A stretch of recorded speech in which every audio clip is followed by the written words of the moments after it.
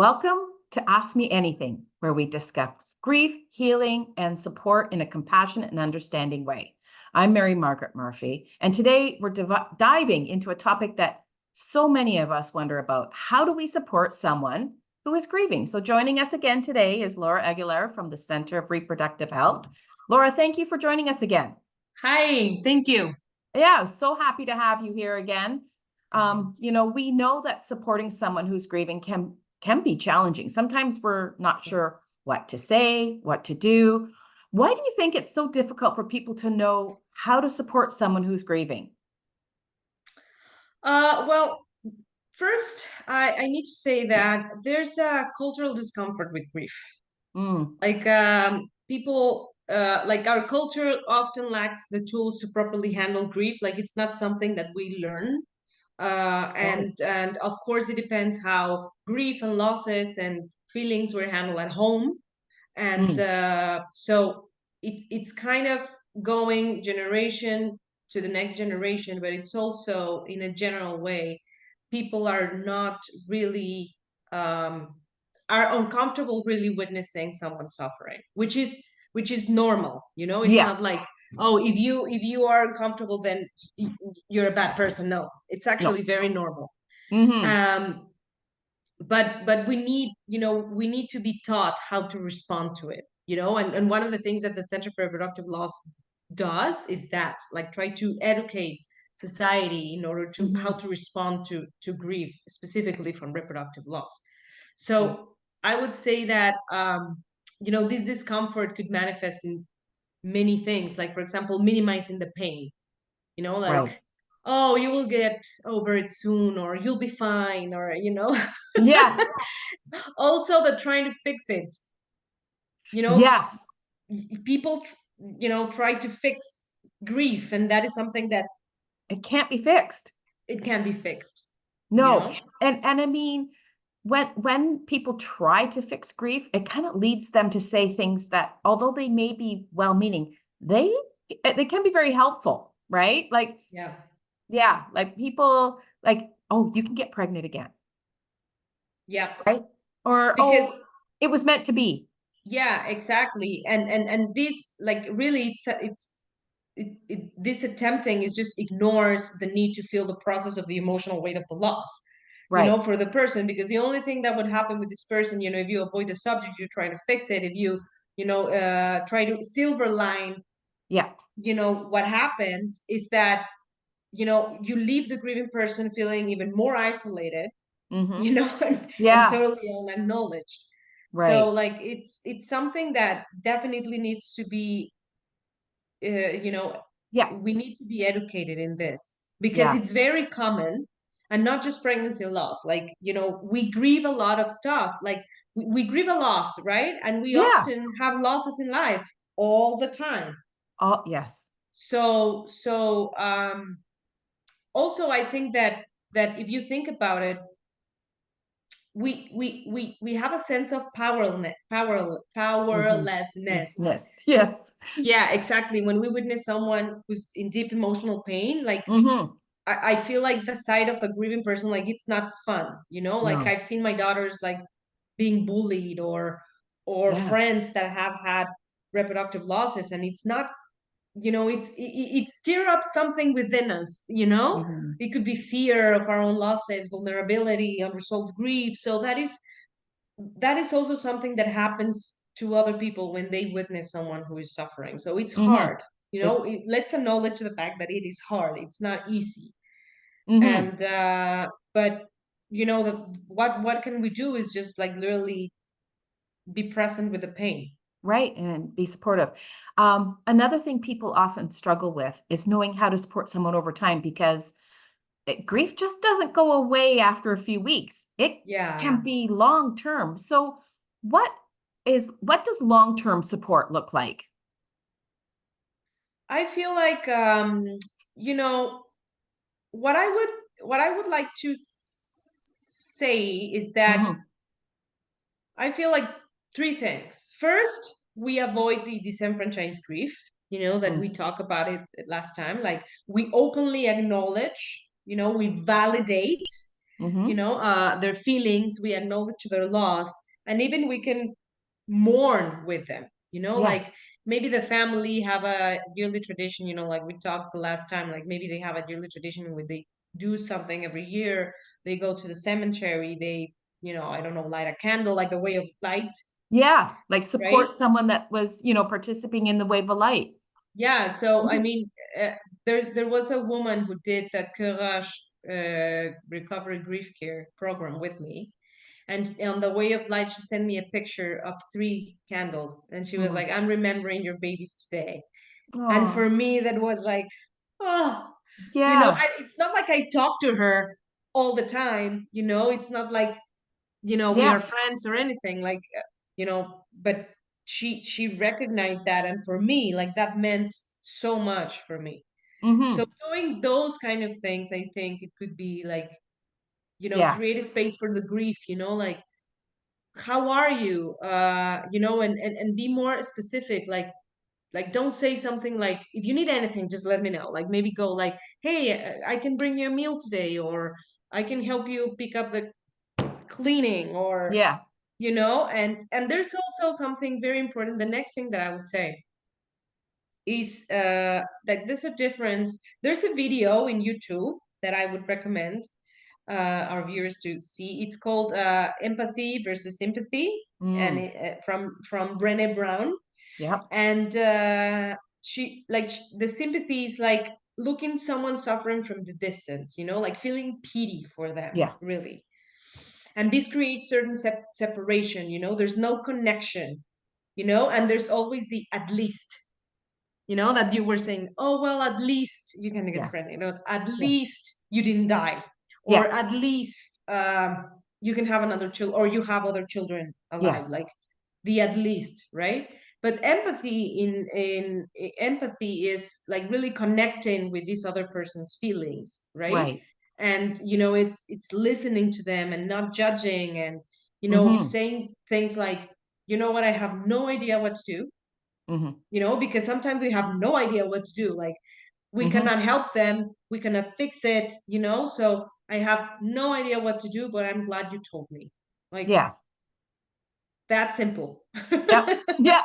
No, it's true because, um, I think, a lot of families sometimes like they worry. So, and I've had this happen a couple of times where I've had people say, but if I bring up, the babe, if I say something, they start Mm, crying. And I think for a lot of families is they just worry people will forget about their loved one. mhm, And that, bringing up in conversation can keep their memory alive. And, it's interesting because same thing with my niece lost a baby at 30 weeks. And, mhm. at our family cottage, we planted a tree and we call it Sam's tree. So Oh, every once in a while we say, look at Sam's tree, how big it's getting, right? yeah, And and I know for my niece, like he, like just letting her know that he existed and we haven't forgotten, I think means a lot. Although I know she's very busy right now. I mean, she's got 3 girls that but I'm sure that memory creeps back every once in a while. yeah, And yeah, if I was afraid to say anything, she would have thought that, oh, we've forgotten about this baby that she, almost had. So, um, yeah. I know I think for a lot of families, um, like what kind of specific support can families members offer that aren't like, like this idea that, they don't want to upset someone, You right? know Like what? why are we afraid of people crying? Yeah, I mean, the thing is that when we have a vulnerable connection, immediately there's something in you that also, you know, emotionally gets you, like Yeah, people suffering gets us because there's something within us that, oh, we don't want to yeah. go through that, or it makes us afraid of the future. It's like we are so vulnerable sometimes, and life is so boom, Oh, it can just end from one second to another, and that kind of it hits you, right? Yeah. Like, oh, she's pregnant, and oh, well, no, she lost a baby, you know. So it's like, oh my God, like Yeah. it's something really hard Yeah. to grasp. So in all that, like, people in trying to fix it or trying to just be the silver lining of it, we have to remember that if we are family members, you know, my babies that were lost were my mother's grandchildren, Mm. were my brother's nieces, you Niece, know, yeah. or nephews. Yeah. So I think that a very important thing to do is that also acknowledge that, you know, yet Mhm. she lost her child, and that was very hard because she was the one who suffered physically too, Right. you know. But if you're a member of family, you lost someone too. Hmm. And I think that connecting with that, you know, it's really meaningful It for the is. person that is suffering, you know. And that is often what happens with fathers. They are kind of not neglected on the support, but it's like, well, she was the one who lost it, and she was the one who went all through that, so I really don't want to bother her. I don't want to, you know, bring it up. I don't want to bring up my feelings and tell her that I'm sad because she's sad. So but if they connect and they, you know, the empathy comes, you know, between them, and be like, you know what, it was your son too, and Hmm. this is very hard, and we both handle grief very differently. Right. But you know, to acknowledge and to have that connection, you know, or even you're a friend, you know, or like, you're my friend and I love you, and I mean, this baby, you know, meant something to me too, you Hmm. know, like Yeah. it's not, you know, connected, you know, by blood, No. but it meant something to me Yeah. too, you know, because it's your son. So I Right. feel that I believe that that would be a very, you know, nice way to feel the people acknowledged, you know, to share that pain in a way, Hmm. you know, and to let her know that it's not just her pain that she's feeling, you know, like that baby meant something Yeah. for our, Uh, you know, for the people yes. Your around community, us. your Yeah, friends, your family, like, yeah, and I think, as you said, it's so important that, um, regardless of how much time has gone by, like if there's an opportunity, because grief, you move forward with grief. You never really, um, forget. forget. You really No. don't forget. So you're moving forward with the grief. You're learning how to be, right? Yeah, In this new, yeah. like how to be without that person, without that child in your life. Hmm. And I think that's for everyone. You know, if you haven't experienced a loss, you will eventually experience a loss, whether it's your Yeah. parents, what, you know, or it's a family pet or what have you. So it's learning to move forward with that grief, and then picking up, I think, on the cues, right? Like there are certain times of the year where you know that, we're coming up to an anniversary, Hmm. and it Yeah. could be as simple as, I'm bringing dinner over for you tonight, or let's just sit and have a coffee and, talk and reminisce, right? And just being there to support. And if tears come up, so what? So tears come up. Yeah, exactly. And that is something like, if you really would like to help this person, you know, because you really need to know where you are. And Hmm. if this pain or seeing this person in pain really stirs you up something emotionally within you that you cannot handle, Hmm. then you know you can step back a little bit, but maybe Right. you can, you know, text her from time to time, offer her to the groceries, you know, I Yeah. can do the groceries for you. I don't Right. have to be there with you because I Yep. can't, you know. Yeah. Because it's true, some people cannot, you know, like No. we have our own traumas, we have our own Yeah. um history. So you can offer to groceries, you know, I can go and pick up your kids, I can, you know, stuff Right. like that. But Yeah. Things what you like that said is really important, like the power of presence.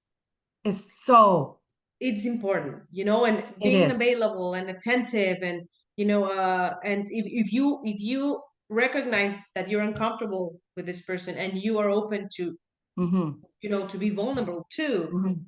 being there. You don't even have I to mean, say really, anything. you You're don't right. have to say anything. Like it's just Yeah. like, well, she's crying, you know, I brought you tea. Just sit there.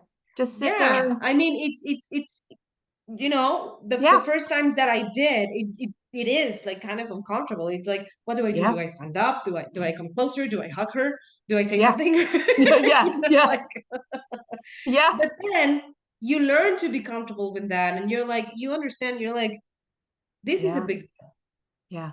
this is a big deal. Okay, like she lost a baby Hmm. in any stage of pregnancy. Like she went through something very hard. So Hmm. you know, I'm Yeah. here. Yeah. I'm here. Yeah. Right? Like, Perfect. Hmm. yeah, that I think that I would end like really with the power of presence, the power of acknowledgement. That is on it. You know what, Laura? I think that's a great way to wrap this up. You don't have to have the perfect words or the perfect plan. Exactly. Just Yeah. show up, listen, and let the person know that you care. Your presence is more powerful than you realize.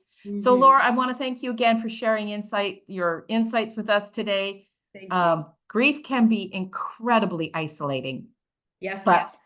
with thoughtful Oh, yes. support, we can make sure no one has to go through it alone. So we hope that you found today's conversation helpful. So until next time, take care of yourself and take care of each other.